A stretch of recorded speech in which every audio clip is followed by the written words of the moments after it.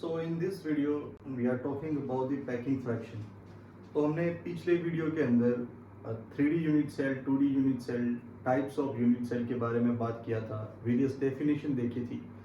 Today we are going to discuss about the packing fraction. तो हम देखते हैं कि पैकिंग फ्रैक्शन होता क्या है. आज हम डिस्कस करेंगे पैकिंग फ्रैक्शन के बारे में.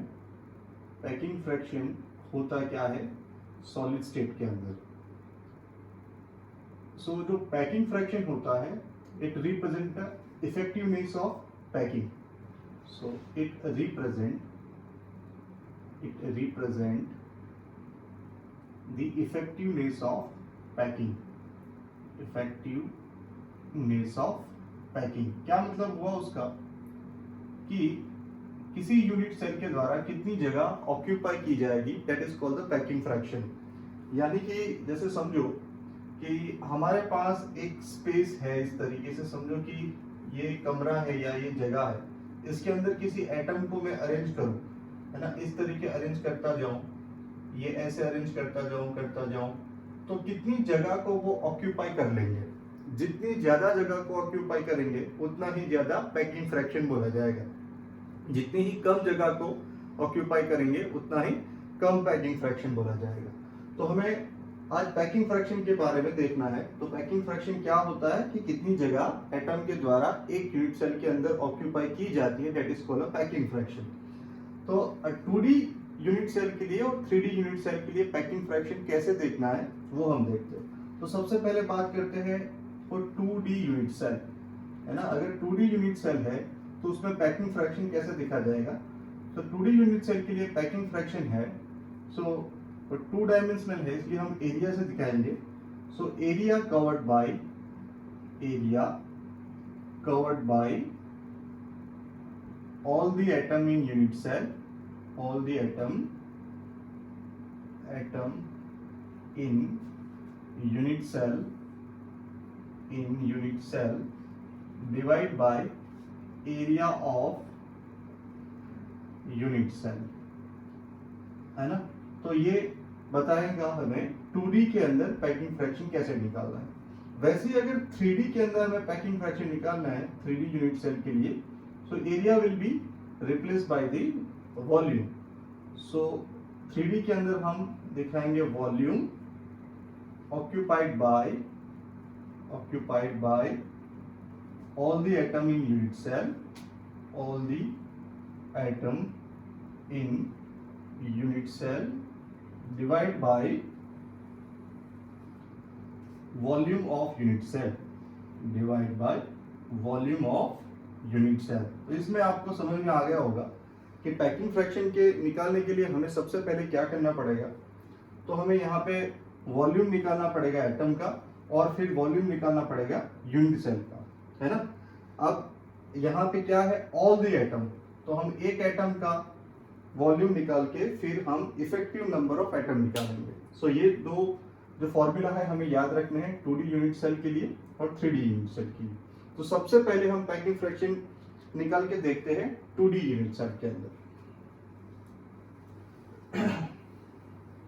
चलो 2D यूनिट सेल के अंदर हम सबसे पहला एग्जांपल लेते हैं स्क्वायर के अंदर. सो 2D में हम पहले कंसीडर करते हैं स्क्वायर के अंदर. तो हमने अरेंजमेंट दिखा देते हैं. जैसे एटम है वो इस तरीके से अरेंज हुए हैं. जो इसमें रिपीटेटिंग यूनिट है या फिर जो यूनिट सेल है वो स्क्वायर है. तो I can represent it like this way कि this is your right square unit cell. Let me draw it again. तो ये इस तरीके से जो हमारा स्क्वायर यूनिट सेल है वो मैं दिखा देता हूँ.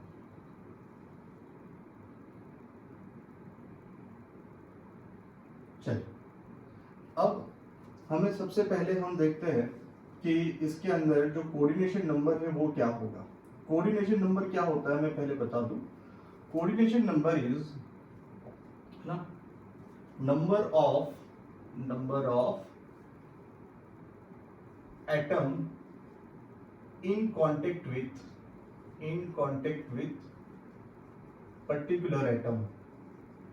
particular atom यानी किसी एक पर्टिकुलर एटम के कांटेक्ट में दूसरे कितने एटम है, that is called the coordination number. तो अगर यहाँ पे हम देखें तो इसका कोऑर्डिनेशन नंबर क्या होगा, तो जैसे एक ये एटम है तो ये तो कंटिन्यूसली रिपीटिंग यूनिट है, तो ये वाला जो एटम है जो मैं ऐसे दिखा रहा हूँ वो कितने के कांटेक्ट में, तो यहाँ पे 1, यहाँ पे 2, इस तरफ होगा 3 और इस तरफ होगा 4, तो उसका कोऑर्डिनेशन नंबर कितना आया 4। चलो सेकंड देखते हैं हम, 2D के लिए निकाल रहे हैं तो area of, right, area of all the atom in unit cell. अब हम यहाँ पे 2D के अंदर क्या करते हैं कि इसको सर्कल मान के चलते हैं, तो सर्कल का एरिया को हम दिखाते हैं pi are square, so it will be a pi are square. तो एक एटम का एरिया कितना होगा पाई आर स्क्वायर कितना। अब सभी एटम का कितना होगा इसके लिए हमें निकालना पड़ेगा z। सो z किसे बोला जाता है, z is effective number of atom, effective number of atom. क्यों इसकी जरूरत पड़ेगी अभी पता चलेगा। जैसे देखो अब एक यूनिट सेल के अंदर अगर ये स्क्वायर यूनिट सेल में इस तरीके से बता देता हूं तो एक एटम कितना कंट्रीब्यूट कर रहा है ना। तो यहाँ पे देखो ये इस तरीके से बट जाएगा, आगे वाले स्क्वायर में ये इस तरीके से बटेगा, ये इस तरीके से बटेगा, यहाँ पे अलग वाला स्क्वायर बना, ये स्क्वायर बना, इसी तरीके से यहाँ पे बटेगा, ये यहाँ पे बट जाएगा। तो एक एटम है वो कितना इतना कंट्रीब्यूट कर रहा है एक यूनिट सेल के अंदर, कितना हुआ 1/1/4 जितना, ठीक है। अब ऐसे कितने एटम है 1 2 3 4, 4 एटम है और हर एक कितना कर रहा है 1/4 जितना कंट्रीब्यूट कर रहा है, तो टोटल कंट्रीब्यूशन कितना हुआ 1, है ना। तो यहाँ पे क्या लिखा है area of all the atom in unit cell, है ना। तो कितना एटम कंट्रीब्यूट कर रहा है 1, और हमने एक एटम का जो एरिया है कितना माना पाई आर स्क्वायर। अब पैकिंग फ्रैक्शन के लिए जो area of all the atom in unit cell कितना हो जाएगा, तो हम इसको चाहे तो ऐसे लिख सकते हैं z into pi are square. तो z हमारा कितना आया 1 आया। चलो आगे देखते हैं fourth one, area of unit cell, area of unit cell. तो अब हमारे पास स्क्वायर है, स्क्वायर का एरिया है that is represent by the A square, है ना। अब ए स्क्वायर जो है, अब यहाँ पे देखो ये ए स्क्वायर हमने क्या दिखाया, ये टोटल जो ये लेंथ है उसको हमने ए दिखाया है ना, और स्क्वायर के एरिया के लिए ए स्क्वायर। अब इतना जो है वो आर है और इतना जो है आर है, तो ए जो है वो कितना हो गया 2r के बराबर हो गया, यानी यहाँ पे ये हो गया 2r होल स्क्वायर, सो ये हो गया 4r स्क्वायर। तो हमारे पास अभी एरिया ऑफ यूनिट सेल भी निकल आया है। तो अब पैकिंग फ्रैक्शन हम निकालते हैं कि पैकिंग फ्रैक्शन कितना निकलता है 2D के लिए। Packing fraction is equal to क्या हो गया, तो z इनटू हमारा क्या हुआ area of all the atom in unit cell. तो इसको हम चाहे तो मैं ऐसे लिख दूं सीधा, 1 हमारा z निकला है पाई आर स्क्वायर अपॉन ये कितना है 4r स्क्वायर। तो ये कितना हुआ r स्क्वायर गया पाई बाय 4। तो अगर हम पाई बाय 4 का इसका सॉल्यूशन निकालेंगे तो ये कुछ निकल के आएगा 0.78 के आसपास। तो इसका परसेंटेज निकालेंगे तो वो आएगा 78%। तो पैकिंग फ्रैक्शन कितना हुआ 78%, और वॉइड यानी खाली जगह कितनी बच जाएगी, खाली जगह बच जाएगी 22%। यानी कि अगर इस पैटर्न से हम अरेंज करते जाए तो ऐसी पैटर्न से कितनी जगह रोक सकते हैं हम 78% तक की, और खाली कितनी रह जाएगी 22%। तो this is about the packing fraction in square in 2D unit cell. अब 2D के अंदर आगे हम देखते हैं हेक्सागोनल के लिए।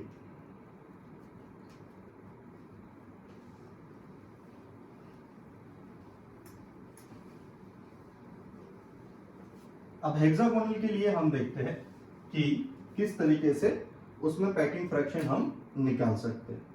सो second is packing fraction in hexagonal 2D unit cell, hexagonal 2D unit cell. इसमें अभी पैकिंग फ्रैक्शन निकालना है कि कितनी जगह ऑक्यूपाई करेगा। तो मैं पहले यूनिट सेल कैसे ड्रॉ करेंगे वो दिखाता हूं। तो एक रो हमने इस तरीके से दिखा दी।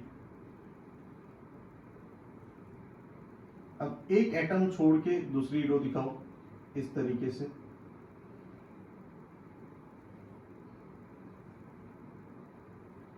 फिर एक एटम छोड़ के तीसरी रो दिखाओ इस तरीके से।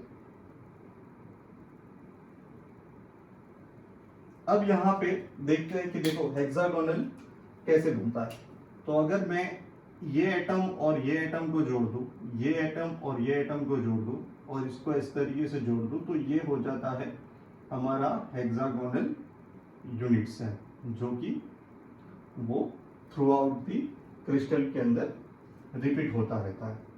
अब इसमें कंट्रीब्यूशन कितना है, देखो यहाँ पे ये एटम कंट्रीब्यूट कर रहा है, ये कर रहा है, ये कर रहा है, ये कर रहा है, और जो बीच वाला एटम है वो पूरा कंट्रीब्यूट कर रहा है। अब पैकिंग फ्रैक्शन निकालने से पहले हम वन बाय वन सारी चीजें इंफॉर्मेशन निकालते हैं। कोऑर्डिनेशन नंबर यानी एक एटम कितने के कांटेक्ट में होगा, तो बीच वाला देखते हैं कितने के कांटेक्ट में है, 6 में। तो हर एक इस तरीके से हर एक के आसपास 6 एटम होंगे, तो वो उसका कोऑर्डिनेशन नंबर निकल के आएगा 6। सेकंड होगा हमारा area of all the atom in unit cell, है ना। तो उसको हमने क्या बोला है, Z into pi are square, क्योंकि एक जो है उसको हम सर्कल मान के चलते हैं। अब ऑल द एटम का निकालना है तो हमें कितने एक्चुअल में इफेक्टिवली पार्टिसिपेट करते हैं वो ढूंढना है। तो Z निकालते हैं।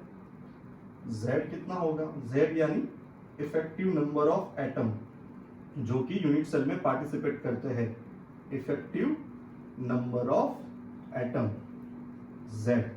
अब देखो यहाँ पे जैसे अब ये कितने में टूट रहा है, 3 में, है ना। 60 का एंगल मान के चल रहे हैं, तो ये 1/3 है ना, 1/3 जितना कंट्रीब्यूट कर रहा है। ऐसे 1/3 जितने कंट्रीब्यूट करने वाले एटम कितने हैं, 1 2 3 4 5 और 6। तो 6 एटम ऐसे हैं जो कितना कंट्रीब्यूट कर रहे हैं, 1/3। और ये एटम पूरा का पूरा यूनिट सेल के अंदर है, तो ये होगा +1, 100% कंट्रीब्यूट कर रहा है। तो ये कितना हुआ, 2 + 1 3, है ना। तो यहाँ पे Z हमें कितना मिला, Z मिला 3। अब आगे हमें क्या निकालना है, आगे हमें निकालना है एरिया ऑफ यूनिट सेल। आगे हमें निकालना है एरिया ऑफ यूनिट सेल। अब एरिया ऑफ यूनिट सेल कैसे निकालें, तो देखो ये पूरा यूनिट सेल है। इस यूनिट सेल को हम ऐसा मान के चले कि ये हमारा unit cell A B C D E और F है। तो ये हमारा यूनिट सेल है A B C D E F। अब यहाँ पे जरा देखो, अब इस यूनिट सेल को चाहे तो मैं इस तरीके से दिखा सकता हूँ।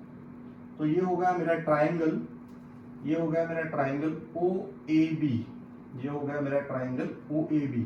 अब ऐसे कितने ट्राइंगल बना सकते हो इसके अंदर, देखो यहाँ से 1 फिर 2 फिर 3 फिर 4 फिर 5 और 6, है ना।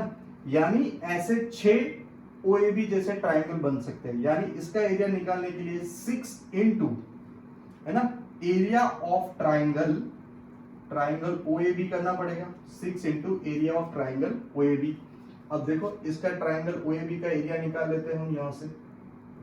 So let us find out the area of triangle OAB। तो ये OAB हो गया। अब इसका मुझे अगर एरिया निकालना है, so area of triangle OAB तो क्या होगा, तो वो हो जाता है 1/2 बेस इंटू हाइट, ऐसा हो जाएगा। अब देखो ये जरा, ये कितना है, रेडियस है ना, ये R है ना। तो ये भी कितना है, R है।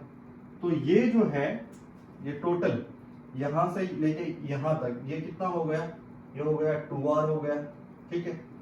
इसी तरीके से ये जो है ये R है, तो ये भी क्या है, R है। तो ये कितना हो गया, ये 2R हो गया। और एंगल हमारा कितना है, एंगल है हमारा 60 डिग्री का।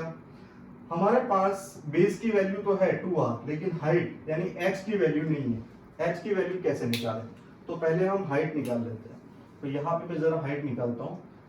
तो हाइट निकालने के लिए हम क्या करते हैं, साइन 60 डिग्री में ले लूँ, साइन 60 डिग्री क्या होगा, अपोजिट साइड अपॉन हाइपोटेनस, तो ये हो जाएगा h अपॉन 2r। ठीक है, अब साइन 60 की वैल्यू कितनी होती है 3/2 और ये हो गया h अपॉन 2r, तो h है वो कितना आ जाएगा, h हो जाएगा √3 2r upon 2, right. So h is equal to कितना आ जाएगा √3r, तो h की वैल्यू हमारे पास आ गई √3r, तो ये हो गया 1/2, बेस है 2r और ये आ गया √3r, राइट।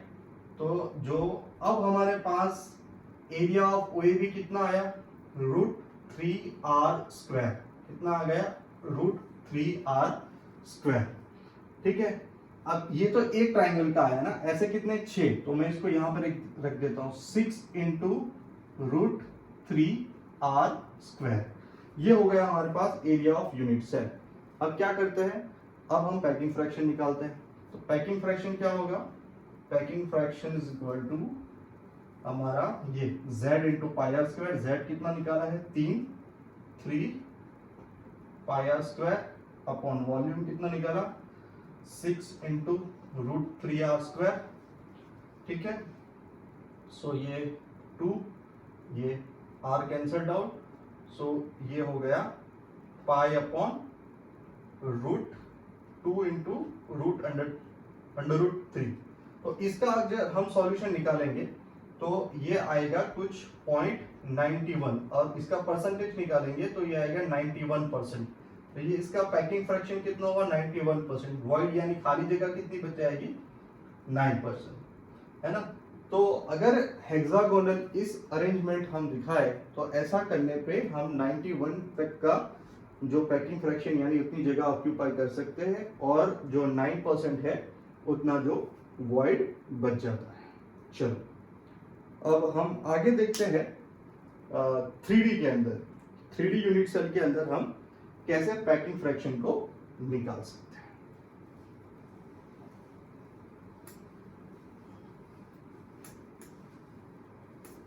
थ्री डी के अंदर पैकिंग फ्रैक्शन निकालने से पहले हमें जो क्यूब के वेरियस पोर्शन है उसका कितना कंट्रीब्यूशन होता है वो समझना पड़ेगा, क्योंकि वो हमें आगे जाके जरूरत पड़ेगी। जैसे कि हमें क्या करना है, पैकिंग फ्रैक्शन इन क्यूबिकल के अंदर निकालना है। तो क्यूबिकल को मैं यहाँ दिखा देता हूँ क्योंकि उसकी हमें जरूरत पड़ेगी वेरियस एटम का कंट्रीब्यूशन कितना होता है हर एक जगह से वो समझने के लिए। तो पहले मैं यहाँ पे बताता हूँ कि हर एक पोर्शन, अलग अलग पोर्शन को क्या बोला जाता है। तो जैसे ये वाला जो पोर्शन है उसको हम क्या बोलते हैं क्यूब के अंदर, कॉर्नर, सबको मालूम है दिस इज कॉर्नर। ये जो है पूरा है ना, ये पूरा जो है उसे हम बोलते हैं एज, इसे बोला जाता है एज। ये जो है उसको बोला जाता है एज सेंटर, उसको बोला जाता है एज सेंटर। ये जो है पूरा इस तरीके से ऐसे अगर मैं दिखा दूं तो ये पूरा जो है उसे बोला जाता है फेस, और यहाँ पे अगर कुछ है तो उसको बोला जाएगा फेस सेंटर, ये बोला जाएगा फेस सेंटर। अगर ये एटम को मैं इस एंड से इस एंड को जोड़ दूं तो ये जो है उसे बोला जाएगा बॉडी डायगोनल, उसे बोला जाएगा बॉडी डायगोनल। ठीक है, अब इसको यहां से यहां या फिर यहां से यहां जोड़ो ऐसे, तो इसको बोला जाएगा फेस डायगोनल, इसको बोला जाएगा फेस डायगोनल। ठीक है, तो ये अलग अलग पोर्शन है जो क्यूबिक के अंदर हम दिखाते हैं। अब अगर उस जगह पे एटम्स हुए तो वो कितना कंट्रीब्यूट करेंगे तो वो हमें समझना है। तो सबसे पहले हम लेते हैं जैसे फेस के अंदर, राइट। तो देखते हैं कि effective number of atom, effective number of atom in a face. ठीक है, फेस के अंदर इफेक्टिव नंबर ऑफ एटम कितने होंगे। अब जैसे देखो जरा समझना, यहाँ पे या फिर मैं ऐसे समझता हूँ कि ये जैसे कमरा है उसको हम अपना क्यूब मान ले, तो ये बिल्कुल फेस के बिल्कुल यहाँ पे अगर मैं एक एटम दिखा रहा हूँ, है ना, ये जैसे आपकी दीवार है तो यहाँ पे एक एटम है बीच में, ये दीवार की बिल्कुल बीच के अंदर, तो वो एटम कितने में बटा हुआ होगा? 2 में बटा हुआ होगा। कैसे? कि बिल्कुल दीवार के बीच में है, तो आधा गोला समझो कि इस वाले कमरे में है और आधा गोला उस वाले कमरे में, तो उसका कंट्रीब्यूशन कितना हो गया? 1/2 जितना। कितना हो गया? 1/2 जितना कंट्रीब्यूशन हो गया, 1/2 जितना। कितने फेस है ना? तो कितने फेस होंगे देखो जरा, इसमें 1 2 3 4 5 6, टोटल फेस कितने होते हैं? 6। अगर हर एक फेस में यानी 1 2 3 4 5 6, तो अगर हर एक फेस पे एटम है तो उसका कितना इफेक्टिव नंबर ऑफ एटम कितना आ जाएगा? 3। कितना आ जाएगा? 3। चलो सेकंड देखते हैं, effective number of atom, effective number of atom at edge center. देखो अब हम देखते हैं एज सेंटर पे, एज के सेंटर पे अगर एटम है तो उसका कितना कंट्रीब्यूशन होगा? पहले तो एज कितने होते हैं, देखो ये एज है तो 1 2 3 4, तो ऐसे करके कितने एज होंगे? 12 एज होंगे। कितने एज होंगे? 12 एज होंगे। अब समझो कि जो ये वाला कॉर्नर है, जैसे ये कॉर्नर है, इस कॉर्नर के बिल्कुल सेंटर के अंदर एक एटम है, तो वो एटम कितने में बटा हुआ होगा? है ना, वो बटा हुआ होगा 4 में, है ना। क्यों 4 में? जैसे देखो ये हो गया हमारा इस तरीके से, ये एज है ना। अब ये जो है एज इस तरीके से, अब यहां पे हमारा एटम है ना, एज के सेंटर में, तो एक यहाँ पे, आधा यहाँ पे, आधा यहाँ पे और आधा यहाँ पे। अगर आप ऐसा समझ रहे हो कि से फॉर एग्जांपल है ना, if you are considering it here और समवेयर, जहां पे भी आप कंसीडर करो वो कितने में बटेगा? 4 में बटेगा। So it will be contribute 1/4, तो ये कितना हो जाएगा? 3। तो ये भी कितना देगा हमें? इफेक्टिव नंबर ऑफ एटम कितने देंगे? 3 देगा। चलो आगे देखते हैं, effective number of atom, effective number of atom eight corner. Corner पे क्या हाल होगा? तो कॉर्नर कितने हैं? पहले तो 8 कॉर्नर है। अब 8 कॉर्नर पे, जैसे ये समझ लो कि ये हमारे घर का वो ऊपर वाला है कॉर्नर, अब वहां पे अगर मैंने एक गेंद रखी है तो वो कितने में बटेगी? तो ये ऐसे समझो, जैसे एज में क्या था? एज में इस तरीके से था ना कि ये जो था उसको हमने ऐसा माना था यहां पे, है ना। जैसे आप लोग ऐसा समझ रहे हो, अगर इसमें नहीं आज समझ में आता तो देखो, ये यहाँ पे है ना, तो इस तरीके से ये आगे जाएगा, ये आगे जाएगा, है ना, और उसी तरीके से उसके पीछे भी एक होगा, उसी तरीके से उसके पीछे भी एक होगा। तो जो एज वाला है वो कितने में जो कंट्रीब्यूट करेगा? 1/4 में कंट्रीब्यूट करेगा। जैसे अब ये कमरा जो है वो इस साइड आधा चला गया, इस साइड आधा चलेगा, इस साइड आधा चला गया और इस साइड आधा चला गया, है ना। देखो ये एक साइड, ये दूसरा, ये तीसरा और ये चौथा, इसीलिए ये कितना होगा? 1/4। अब कॉर्नर की बात करते हैं। अब कॉर्नर में तो क्या हो गया? ये खिसक के यहाँ पे आ गया, देखो तो 4 में तो दिख ही रहा है आपको। देखो कैसे, एक यहाँ पे ये वाले साइड पे, फिर दूसरा यहाँ पे, तीसरे ये कमरे में, चौथे ये कमरे में। अब समझ लो कि ये कमरा 2 माले का है, यानी वो वाला जो कॉर्नर है आपका, इसी के ऊपर दूसरा ऐसा ही रूम है, यानी नीचे वाले कमरे में तो 4 बटा ही, ऊपर वाले कमरे में भी 4 बट गया। तो कॉर्नर पे जो एटम है वो कितना कंट्रीब्यूट करेगा? 1/8 जितना, है ना, 1/8 जितना। तो उसका इफेक्टिव नंबर ऑफ एटम कितना होगा? इफेक्टिव नंबर ऑफ एटम होगा 1। फिर अगर बिल्कुल यहाँ पे एक मैं बताना भूल गया, यहाँ पे अगर होगा तो वो उसको बोला जाता है बॉडी सेंटर, उसको बोला जाता है बॉडी सेंटर। अगर कोई एटम बॉडी सेंटर पे है तो वो 100% कंट्रीब्यूट करेगा। Effective number of atom eight body centre, अगर बॉडी सेंटर पे है तो वो क्या करेगा? 1, यानी टोटल 100% उसका कंट्रीब्यूशन होगा। तो ये चीजें याद रखनी है क्योंकि हमें इफेक्टिव नंबर निकालने के लिए काम आएगी। चलिए, तो मैं समझता हूँ कि ये आपको समझ में आया होगा। अगर कहीं पे कोई दिक्कत है तो आप कमेंट बॉक्स में बता सकते हैं। चलिए आगे बढ़ते हैं। अब मैं निकालता हूँ 3D के अंदर पैकिंग फ्रैक्शन।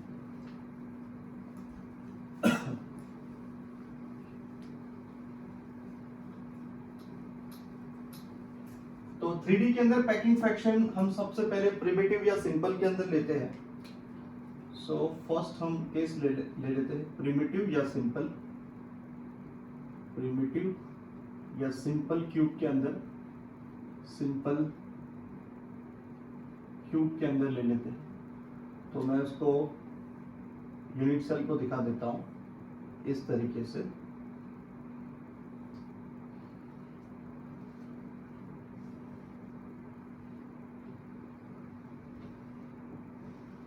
अब प्रिमिटिव और सिंपल में हमने पिछले वीडियो में देखा था कि हर कॉर्नर पे एटम होगा, एटम्स एट एवरी कॉर्नर। ठीक है, अब इसका पहले कोऑर्डिनेशन नंबर निकालते हैं कि कोऑर्डिनेशन नंबर कितना होगा। जरा गेस करके देखो कोऑर्डिनेशन नंबर कितना होगा। कोऑर्डिनेशन नंबर निकालने के लिए देखिए यहाँ पे उसका कोऑर्डिनेशन नंबर कितना आएगा। तो से फॉर एग्जांपल मैं इस एटम की बात करूँ तो वो कितने एटम के कांटेक्ट में होगा। तो ये दूर दूर नहीं है, ये पास पास है। पहले ये चीज ध्यान में रखना कि हम दिखाने के लिए ऐसे दिखाते हैं, लेकिन ये सारे के सारे एटम है वो एक्चुअल में इस तरीके से एक दूसरे के पास पास है। और इसी के ऊपर है ना दूसरा रखा हुआ है इसी तरीके से। 4 गेंद नीचे है, उसी के ऊपर 4 गेंद है। तो देखो ये इस तरीके से यहाँ पे एक इसके कांटेक्ट में है, यहाँ पे दूसरे के कांटेक्ट पे है, यहाँ पे तीसरे के कांटेक्ट में है। 3 कांटेक्ट हुआ। वैसे ही ये तो रिपीटेटिंग यूनिट है ना, यूनिट सेल का मतलब, तो उसके पड़ोस में उसके बाजू में दूसरा यूनिट सेल होगा। तो यहाँ पे एक एटम्स के कांटेक्ट में होगा, यहाँ पे एक एटम के कांटेक्ट में होगा और यहाँ पे एक एटम के कांटेक्ट में होगा। तो टोटल कोऑर्डिनेशन कितना होगा उसका नंबर 1 2 3 4 5 6। तो उसका कोऑर्डिनेशन नंबर कितना होगा 6 होगा। चलिए आगे देखते हैं। आगे हमें निकालना है वॉल्यूम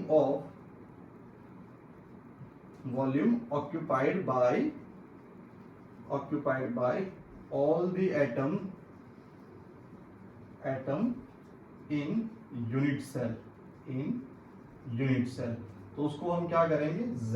अब यहाँ पे 3D के अंदर जो एक एटम है उसको हम स्फीयर मान के चलते हैं। तो स्फीयर का वॉल्यूम क्या होता है 4/3 पाई आर क्यूब। ठीक है, अब Z निकालना है हमें यहाँ पे इफेक्टिव नंबर ऑफ एटम। तो वो निकाल देते हैं पहले effective number of atom. Effective number of atom यानी Z। तो कितना है एटम, देखो 8 एटम है और 8 के 8 कहाँ पे है कॉर्नर पे। कॉर्नर पे कितना कंट्रीब्यूट होता है 1/8। सो 8 इंटू 1/8। तो इफेक्टिव नंबर ऑफ एटम कितना हुआ 1। अब लास्ट क्या निकालना है, अब हमें निकालना है volume of unit cell. Volume of unit cell. तो जो क्यूब होता है ना, वो क्यूब के अंदर जो वॉल्यूम है, वॉल्यूम को हम एज लेंथ से दिखाते हैं। यानी वॉल्यूम ऑफ क्यूब जो है उसको हम ए क्यूब ऐसे दिखाते हैं। जहां पे जो ए है वो है एज लेंथ, उसको हम बोलते हैं एज लेंथ। एज लेंथ यानी ये, एज लेंथ यानी ये है ना। तो इसको हम क्या बोलते हैं ए बोलते हैं, इसको हम बोलते हैं ए। तो अगर इसका वॉल्यूम निकालना है तो वॉल्यूम कितना हुआ, वॉल्यूम को हमने माना है ए क्यूब। क्या माना है ए क्यूब। अब देखो, अब ये एटम को तो हमने इस तरीके से रखा है ना, इस तरीके से रखा है ऐसे।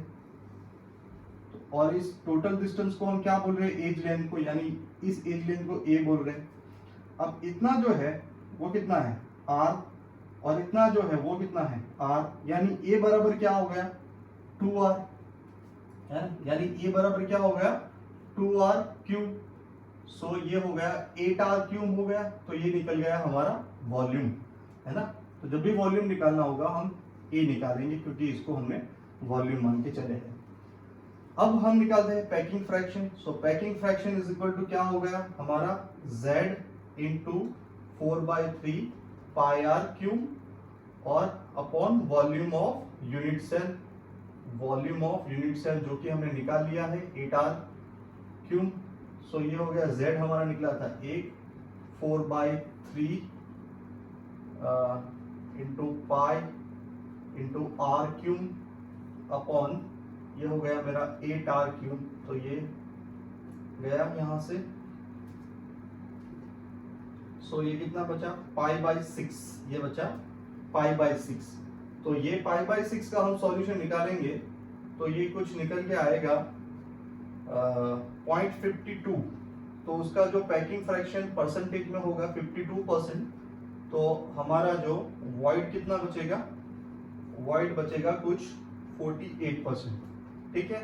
सो ये निकला हमारा पैकिंग फ्रैक्शन इन 3D सिंपल क्यूब या फिर प्रिमिटिव के अंदर बोल सकते हैं। अब इसी के अंदर अगर डेंसिटी भी पूछ सकते हैं, अगर डेंसिटी हमें निकालनी है तो कैसे निकालते हैं, तो इसी के अंदर थोड़ा ऐड करके देखते हैं कि डेंसिटी पूछे कि यूनिट सेल की डेंसिटी निकालनी है या फिर सॉलिड की डेंसिटी निकालनी है तो वो कैसे निकालेंगे। चलो देखते हैं।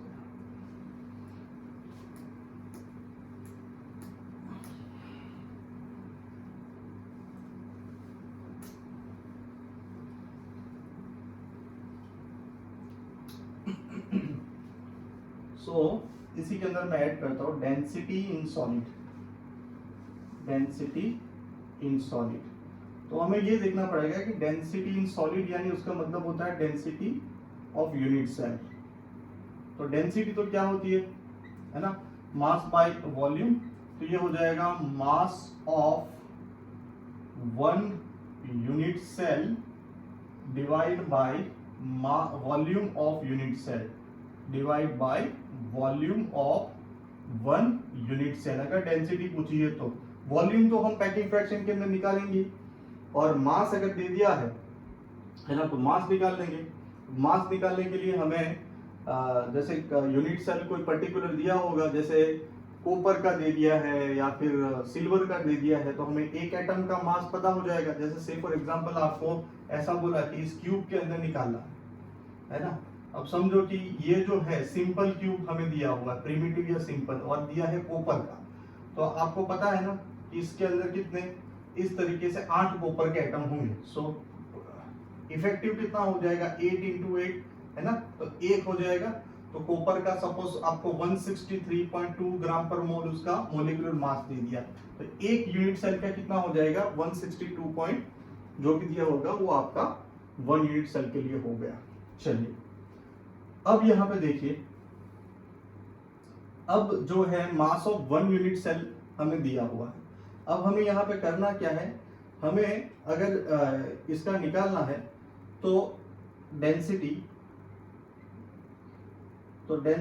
ऑफ यूनिट सेल निकालने के लिए या फिर डेंसिटी ऑफ सॉलिड निकालने के लिए हमें क्या करना पड़ेगा कि ये जो मास है ये पूरा यूनिट सेल का मास दिया हुआ है। अगर हमें एटम का मास निकालना है यहाँ पे तो we need to be considered like के it should be Z into your molar mass upon volume। ये जो है this is considered as a molar mass, ये हमारा मोलर मास हो गया।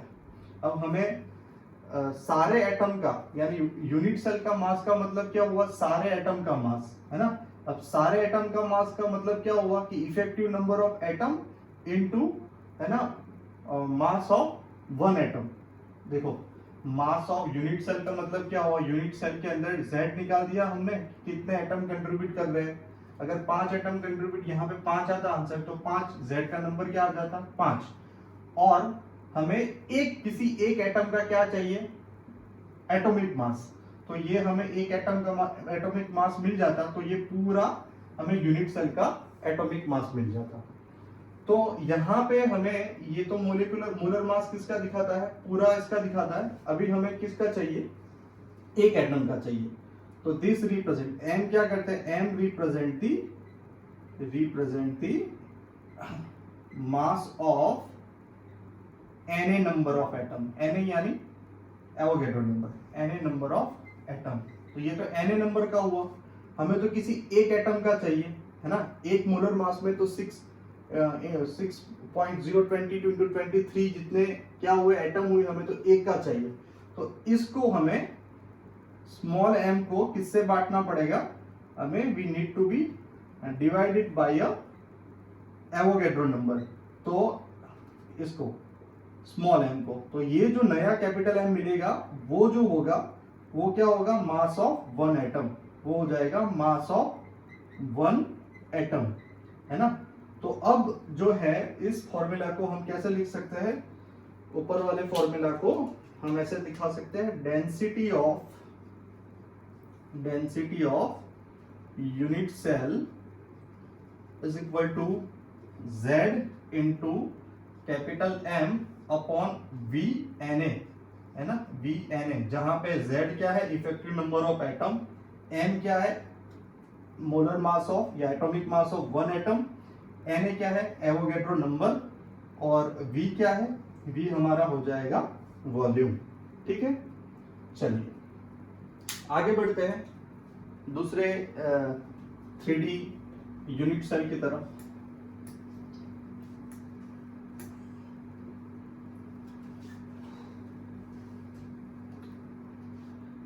So now we are discussing about the second 3D unit cell, which is BCC, which is called as body centered cube,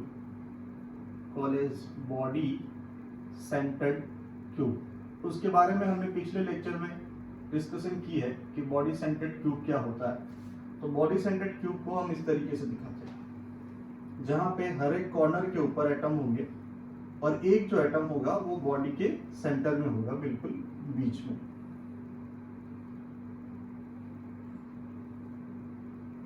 तो हर एक centre पे हमने, हर एक corner पे हमने इस तरीके से एटम दिखा दिए, और एक जो है वो इस तरीके से बीच में है। अब इसको हम क्या बोलते हैं, एक, है ना। सबसे पहले हम शुरुआत करते हैं कोऑर्डिनेशन नंबर से। तो इसका कोऑर्डिनेशन नंबर क्या होगा, तो हर एक एटम है वो 8 एटम से घिरा होगा। जैसे ये बीच वाला है तो किसी के लिए ये बीच वाला होगा, है ना। ये पूरा जो यूनिट होगा तो हर एक में इसको मान के चलते, तो ये ऊपर 4 की तरफ और नीचे 4, इस तरीके से 8 से कांटेक्ट में है तो उसका कोऑर्डिनेशन नंबर हो जाएगा 8। इसी तरीके से ये भी 8 के कांटेक्ट में होगा, ये भी 8 के कांटेक्ट में होगा, हर एक एटम जो है वो 8 के कांटेक्ट में। Second is volume occupied by all the atom in unit cell, है ना, जिसे हम क्या बोलते हैं, Z, और एक जो एटम है उसको स्फीयर मान के चलते हैं तो उसका जो वॉल्यूम है इसे हम 4π3πr क्यूब बोलते हैं। Z निकालते हैं, Z is effective number of atom, Z को हम बोलते हैं effective number of atom. Effective number of atom कितना हुआ, देखो ये कॉर्नर पे है तो 1/8 इंटू 8, और ये पूरा एक बॉडी में है तो वो 100% आएगा 1, सो ये हो जाएगा 1 + 1, तो ये हो गया 2, तो यहाँ पे Z आएगा 2। उसके बाद फोर्थ हम निकालते हैं volume of unit cell, volume of unit cell हमें निकालना है। चलो यहाँ पे देखते हैं वॉल्यूम ऑफ यूनिट सेल कैसे निकालेंगे। अब यहाँ पे जो क्यूब वाला किस्सा था ना, जहां पे हमने ऐसे बताया था कि ये इस तरीके से था जुड़ा हुआ ऐसे, तो मैंने क्या बोला था कि अगर ये A है ना, तो ये R है और ये भी R है, तो A = क्या बता दिया था मैंने, 2R बोला था। फिर मैंने A क्यूब था तो ये 2R जो था वो मैंने क्या कर दिया था, 8R क्यूब करके उसका वॉल्यूम हमने क्यूब में निकाल दिया था। ऐसा यहाँ पे नहीं होगा। क्यों नहीं होगा, क्योंकि बीच में एटम है। अब बीच में एटम होने से क्या फर्क पड़ता है, देखो इससे ये फर्क पड़ता है कि ये 4 गेंद आपने रखी है ना आसपास में, आप इसके ऊपर एक गेंद रख दी और इस गेंद को रख के थोड़ा सा दबा दिया, तो अब दबाने में क्या हो जाएगा, दबाने से ये जो है अब एक दूसरे के कांटेक्ट में नहीं है। अब केस ये वाला हो गया, दबाने से केस ये वाला हो गया कि ये है इस तरीके से, वो एक दूसरे से थोड़ी दूर दूर चली गई, ये केस हो गया है। अब क्या हो गया है, ये केस हो गया है। तो इस कारण से मैं अब जो ये A है वो A does not equal to 2R, क्योंकि यहाँ पे बीच में जगह आ गई है। अब ये कैसे निकालें? तो देखो, अब ये जो है वो तो सारे एक दूसरे के कांटेक्ट में है, तो ये R है ना, ये R और R यानी इतना 2R हो गया और ये R हो गया, ठीक है। अब मैं इसकी बात कर रहा हूं, जो वहां पे दिखाया है वो मैं ये बॉडी डायगोनल की बात की मैंने, है ना। अगर मैं ये निकाल लूं ये, तो पाइथागोरस थ्योरम से मैं ये पूरा निकाल सकता हूं। तो इसको क्या बोला है? A। इसी तरीके से ये भी A है। अगर ये A है और ये A है तो ये क्या हो गया? √2A हो गया। ये √2A है, ये A है, तो ये क्या हो गया? √3A हो गया। ये क्या हो गया? √3A। तो ये तो कितना था? ये जो √3A निकाला वो √3A 4R के बराबर है। देखो 2R, R एन आर, है ना। तो A जो है, A कितना हो गया? A हो गया 4R अपॉन √3। तो A क्यूब जो है वो कितना हो जाएगा? A क्यूब हमारा जो वॉल्यूम हम निकालते हैं वो हो जाएगा 4R √3 क्यूब। ये हो गया हमारा वॉल्यूम। चलिए अब पैकिंग फ्रैक्शन निकालते हैं। Packing fraction Z into Z कितना निकाला है? 2 इंटू 4/3 पाई R क्यूब, और ये हमारा नीचे की तरफ 4R √3 क्यूब, है ना। तो जब इसका हम सॉल्यूशन निकालते हैं, so that comes around, packing fraction is come around 0.78। तो परसेंटेज में होगा ये 78%। सो जो वॉइड जो होता है, void is around, no this is not 78%, sorry, this will come around 68%। ये 68% के करीब को जाता है। तो जो वॉइड होता है वो वॉइड हो जाता है हमारा 22% के अराउंड, 22% के अराउंड, है ना। अगर अगले वाले में अगर मैंने क्यूब में 68 निकाला है तो डेट माइट बी रॉन्ग, वो क्यूब में होगा 52% के अराउंड। चलिए, so this will be a packing fraction for body centred cube. अब आगे बढ़ते हैं। नेक्स्ट हम देखते हैं in a face centred.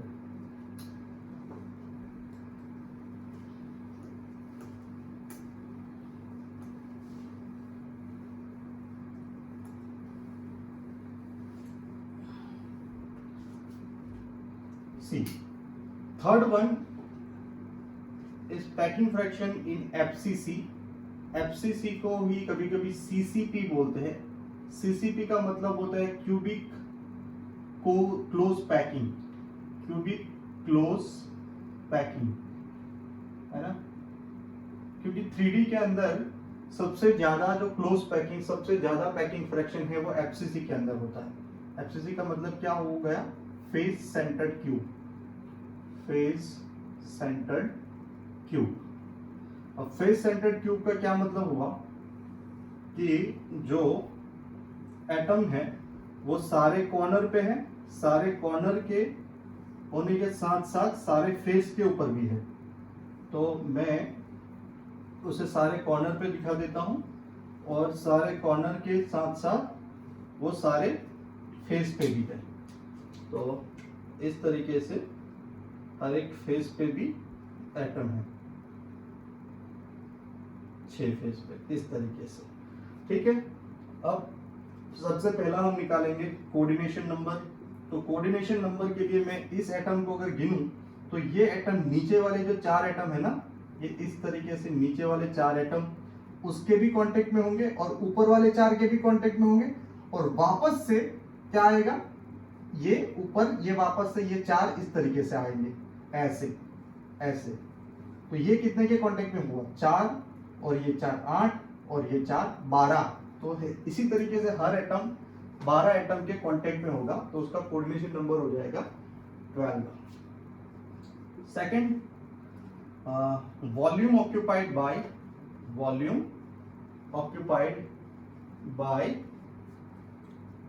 all the atom in unit cell, all the atom in unit cell, जिसको कि हम कैसे दिखाते हैं, Z into 4/3 pi r Q.